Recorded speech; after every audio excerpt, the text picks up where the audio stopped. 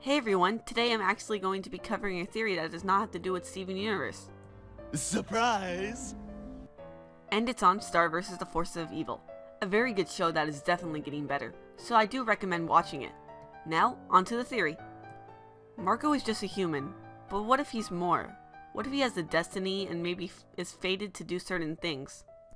The show has hidden some clues that may lead to a conclusion about Marco's future. A good starting off point would be to look at Toffee's reaction to meeting Marco in the Season 1 finale. Marco is called a disappointment, which does not make sense because he is just supposed to be a teenaged boy. Why would Toffee expect anything from him? Well, perhaps it is because Star and Marco are part of a prophecy where their souls are bound for all eternity and are destined to face each other in battle. So if you did not think this show had a serious side to it, think again. Basically, Star and Marco are on opposite sides. Of course, at this point, it seems like they'll always be good friends and could never split apart, but from the very beginning, there are hints that they are polar opposites. Starting with their names, they represent certain things. Star is obviously a star, and her mother's name is Moon, so it is pretty obvious that they have some sort of night theme going on. And Marco is the sun. His last name is Diaz, which is similar to dia, the word for day in Spanish. And you know what you see during the day? The sun. Also, his original name was Sol, which also means sun. This is backed up by the image of the prophecy room from St. Olga's. Look where each of them are standing. On the right is Star, who is standing next to a star, and on the left is Marco in a dress, next to the sun symbol. But that's only the very start of it. From their gender, to their color scheme, to the way they act, they are extremely different, almost like it is done purposely to create a parallel of some sort. So the show creates the theme of them being on different sides, even if it is mostly subtext at this point. Now if in fact they are supposed to be on opposite sides, what are they?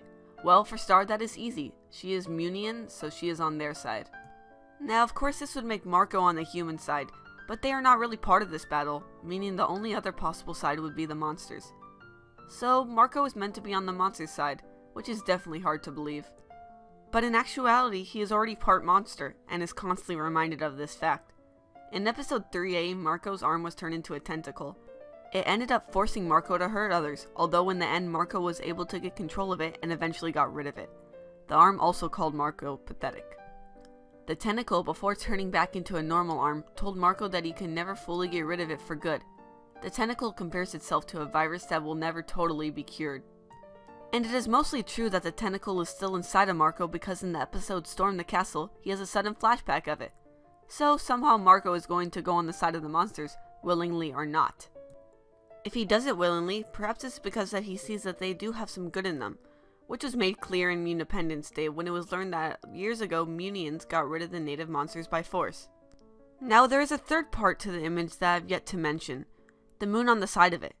It is possible that this is representing the blood moon, which is supposed to be able to intertwine the two souls forever.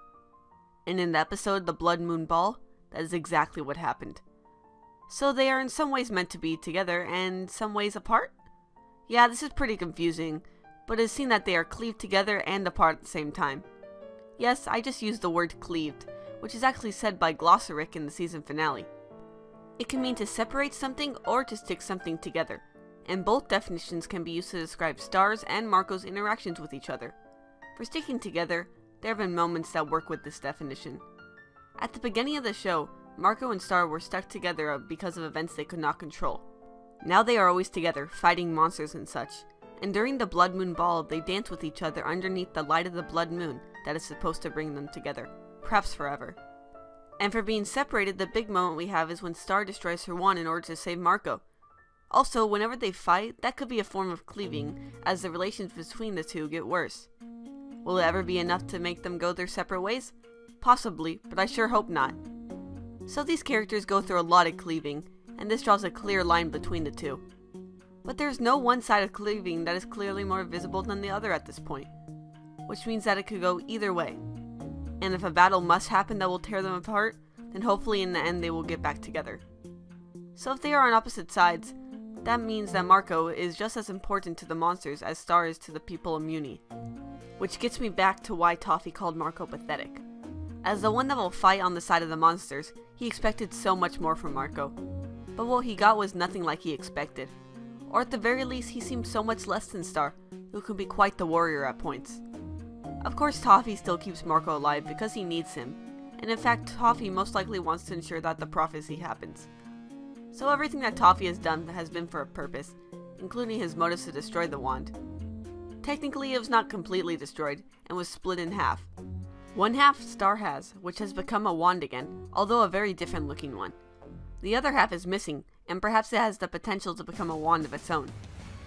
What if Toffee does end up using that piece of the wand to make another, and the only one who could properly wield this wand was Marco? The sun shown here could be the symbol of the wand if he ever does use it.